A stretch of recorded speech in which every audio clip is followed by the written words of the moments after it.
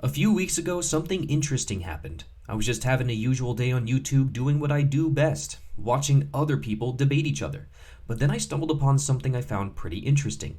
This one YouTuber, a former Catholic who refers to himself as Kevigen of Alexandria, was up against some kind of Catholic philosopher. I don't really know the other guy that well. Anyways, since I myself am no longer a Catholic but a Platonist pagan, I decided to look through Kevigen's channel, and lo and behold, I was actually pretty impressed with some of the arguments he was making against Catholic tradition. He wasn't just recycling bland talking points, but instead he seemed to have a genuine knowledge of church history and the catechism, which makes a lot of his content deep and enjoyable. However, when I began to watch this particular debate, I couldn't help but be a little confused. See, the topic they were debating was, it is reasonable to reject Catholicism on philosophical grounds. And I hate to say it, but I felt as though every single argument Kevigen made in his opening statement was bad. See, all of his arguments hinge on the idea that nominalism is somehow true, and it doesn't matter whether you're a Platonist, a Catholic, a Buddhist, or whatever. The thing is, nearly every single ancient spiritual tradition rejects nominalism, and for good reason. So in this video, I'd like to respond to Kevin's arguments for nominalism primarily from a Platonic point of view. So let's start from the very beginning. One argument against postulating abstract objects, or universals, or abstracta, it's all the same thing, is based on Occam's razor. I said I'd bring Occam up again. According to this principle, one should not multiply entities or kinds of entities unnecessarily. Thus, if one can show that certain concrete objects can perform all the theoretical roles usually associated with abstract objects, one should refrain from postulating abstract objects. The effectiveness of this appeal to Occam's razor is, of course, conditional upon us having shown that concrete objects can play all the same roles as the abstract objects, but I'll argue that they can. And in fact, most realists agree that they can. Most realists agree abstract objects are causally inert. Okay, so the very first argument he makes is an argument for Occam's razor. Now, even though there are problems with Occam's razor, let's just assume that it's correct. The points that Kevigen makes still don't hold up to scrutiny. For example, his first point is not even considered to be true amongst the ancient Platonists. Platonists do believe that the forms cause things. I repeat, Platonists do believe that the forms cause things. The proof of this can be found in the earliest Platonic texts. Any discourse we have owes itself to the weaving together of forms, abstract objects. Again, here is Plato in the Republic. Then what gives the objects of knowledge their truth? In the knower's mind, the power of knowing is the form of the good. It is the cause of knowledge and truth. Notice here how Plato explicitly states that the forms, including the form of the good itself, are causes for knowledge. Now, to be clear, Platonists always use the term cause not to mean the beginning of a series of events in space and time, but rather that all things are somehow grounded in an ultimate truth-giving source. A ball cannot be a ball without circularity. Therefore, circularity itself, or the fundamental truth of circularity, is the cause of the ball's roundness. To remove the forms would create a situation of utter nonsense. Where does the ball's circularity, or the information collapsing the circularity of the ball into existence, come from? Does it just magically appear? No. And here we see how Occam's razor doesn't even defeat the forms. The forms are entirely necessary for the nature of reality to work as it does. In fact, it may be for this precise reason that William of Ockham doesn't even use his own razor to argue against the forms. In any case, let's see how Kevin continues to build his argument. Other well-known nominalists include people like Francis Bacon, David Hume, and John Stuart Mill. Also, according to the Canadian philosopher of science, Ian Hacking, who actually just passed away, I think, earlier this year, most of science, contemporary science, I should say, is motivated by an unstated, nominalistic metaphysical worldview. Oh yeah, this part is genuinely strange to me. There is not a single modern scientific experiment that requires the assumption that nominalism is true in order for that experiment to work. Can Kevin name a single one? Which pseudoscientists are the Platonists and the realists whose biases get in the way of recording information accurately? It's almost as if metaphysics and science are completely separate fields of study, since science deals with the study of matter and cause and effect, whereas metaphysics deals with ontology and the nature of being. Personally, I don't see this as a blow against abstract objects. Point number 2 is mereological nihilism. Mereological nihilism is the denial of composite objects. Ah, yes, mereological nihilism. Kevin provides an explanation that I think is a little convoluted, but if you want to take a look at it for context, here's the timestamp. I also recommend reading the Stanford Encyclopedia entry on mereological nihilism if you have the chance. In any case, I'll try to provide a simple explanation. Basically, things in the world exist, but most things are compounds of smaller things, such as atoms or fundamental building blocks. So if the compounds are reducible to their fundamental building blocks, we can't really say that the compounds genuinely exist. Only the simple fundamental building blocks truly exist. For example, if mountains are a real thing, when does a mountain end and the valley surrounding the mountain begin? Isn't it more likely that the mountain and the valley are the same and share in the same substance? In other words, the two objects don't genuinely exist independent of each other. But what does this have to do with the forms? Okay, here's the catch. If mereological nihilism were true, then forms couldn't exist because there would be no cause for the supposed differenceness between things, since those differences are simply an illusion and all things share in the same fundamental substance. As you can probably tell, there are some issues with this. First off, it contradicts what Kevin said earlier in the debate when he stated, And it's also worth pointing out that some of the most famous deniers of abstract objects, some of the most famous nominalists, have not even based their nominalism on arguments at all. That is the case, for instance, for Goodman and Quine, who, in their steps towards a constructive nominalism, based their rejection of mathematical objects on basic intuition. well, there's a problem, Kevin. Mereological nihilism goes against our intuition. Composite objects clearly exist. It's only in the heat of rigorous debate that we decide that composite objects must be some kind of illusion. Does that mean that mereological nihilism is probably false? That being said, there's still another more important issue at hand. If composite objects are nothing more than the interaction between parts, then what can be ascribed to the nature of the interaction between parts such that a whole with unique qualities is produced from those interactions? Why is it that altitude, rocks, and the particles which constitute their structure form a mountain as opposed to anything other than a mountain, such as a bicycle? What brings about the causes of particular objects if the underlying material substance is universally the same? Well, if you're a Platonist, then the explanation is quite simple. The universal substance is matter, but the immaterial cause of particularity is form. Logic compels us to admit that the material wholeness or cohesion of an object participates in some kind of causal substance, and this cause is the cause of all knowledge, the forms. As Plato says in the Theaetetus, Hesiod says about a wagon, "In a wagon are 100 pieces of wood. I could not name them all. No more, I imagine, could you. If we were asked what a wagon is, we should be content if we could mention wheels, axle, body, rails, yoke. He would think us just as ridiculous if we replied to the question about your own name by telling the syllables. He would say it is impossible to give a scientific account of anything short of adding your true notion of a complete catalog of elements." Here, Plato is first and foremost showing the absurd consequences of what happens when we attempt to gain knowledge of the world around us by reducing objects to their smallest parts.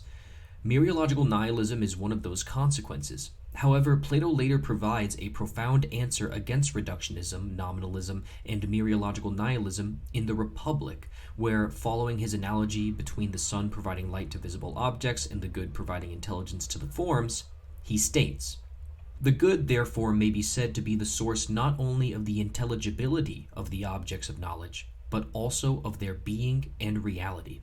Also affirming this viewpoint is Syrianus, the late antique Platonist, who declares, "For even the good itself both brings into being intellection and unites it to the object of intellection, as the child and offspring of the good produces both vision and the object of vision simultaneously and relates them to one another."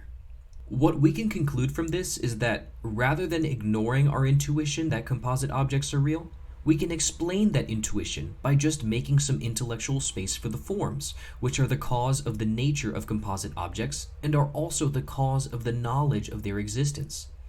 Phew, that was more long-winded than I expected, but I'm curious to see what Kevin says in the next part. Okay, that was the second. The last thing that I'm going to talk about today is teleology. Okay, so teleology is perhaps one of the most misunderstood subjects in philosophy, so let's see how Kevin breaks down his argument. Aristotle argued that one of the reasons that an acorn grows into a tree is because an acorn has the telos of to grow into an acorn tree. Wikipedia puts the dividing line for teleology at the work Novum Organum by Francis Bacon, saying that since the publication of that work in 1620, teleological explanations in physical science tend to be deliberately avoided in favor of material and efficient causes, to put it still in Aristotelian language. But teleological language does still hold some sway today, particularly in biology. Biologists will use teleological language to describe bodily functions. The heart's purpose is to pump blood. And in evolution, the heart evolved to pump blood. But I will argue that many philosophically inclined biologists will say that this is simply an example of, quote, speaking with the vulgar. Vulgar not meaning like curse words, vulgar meaning the vulgate, the common folk. So I'm actually very familiar with what Kevin is talking about here, and I think that there are some issues. For one thing, I absolutely would not expect biologists to use teleological language in any other way than purely figurative. Biologists are not metaphysicians. But on a more important note, I think Kevin ought to address the fact that most philosophers of biology still don't know how to concretely dismiss teleology altogether, even in its metaphysical, non-figurative versions. For example, it is quite clear in evolutionary biology that teeth were naturally selected to bite things, which allow for creatures with teeth to digest a variety of foods and defeat enemies in the animal kingdom. From a purely metaphysical standpoint, it is impossible to separate the object, in this case teeth, from its final end, biting. For example, we couldn't say that teeth were naturally selected to give better running speed to animals or anything like that. That final end is completely separate from teeth.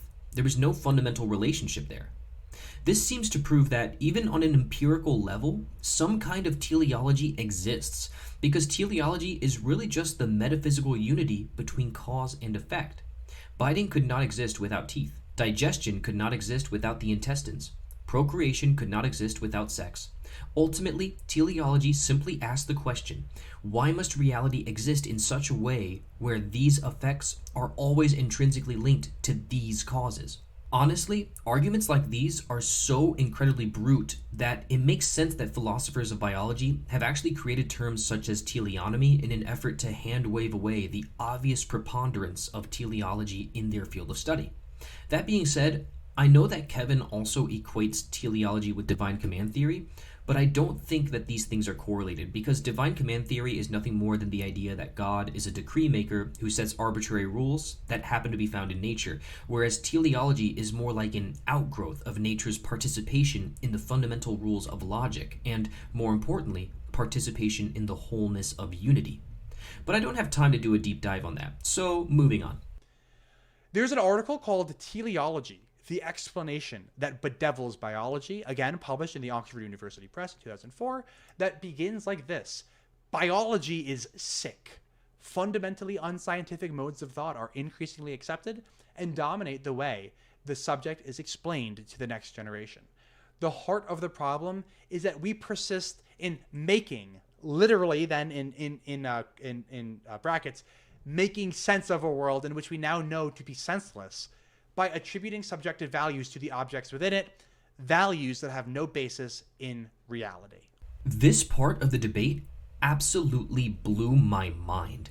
This is the equivalent of a Catholic priest quoting a paper by New Blackfriars, a Catholic research journal, to show how modern philosophy is sick because it doesn't accept theism as part of the mainstream. I'm sorry, but quoting a niche paper by an underpublished author is not going to prove anything. Earlier, Kevin was talking about the importance of consensus and how we should consider consensus in formulating our own worldview. But here he is quoting a single article with one author in an attempt to destroy any and all nuance when it comes to the question of how teleology is supposed to be interpreted in the field of biology. That is wild to me. I mean, I hate to sound like a broken record, but I'm about to reference once again the Stanford Encyclopedia. At the very top of the entry on this very subject, the encyclopedia writes, quote, teleological notions are largely considered ineliminable from modern biological sciences, end quote. I think there's certainly more room for nuance here. And wait, speaking of consensus, More philosophers are nominalists than are realists, at least according to the 2020 Phil Papers survey. it's important to note that this shift in attitude by philosophers is very, very, very, very recent. Even as recent as 2009, those same Phil paper surveys record that a majority of philosophers were Platonists or believed that abstract objects genuinely exist. And you don't have to change your entire worldview to accept this. Even Joe Schmidt, an agnostic philosopher from the Majesty of Reason YouTube channel, is not a nominalist. Does that mean he's some kind of fringe thinker who hasn't clearly thought about his worldview?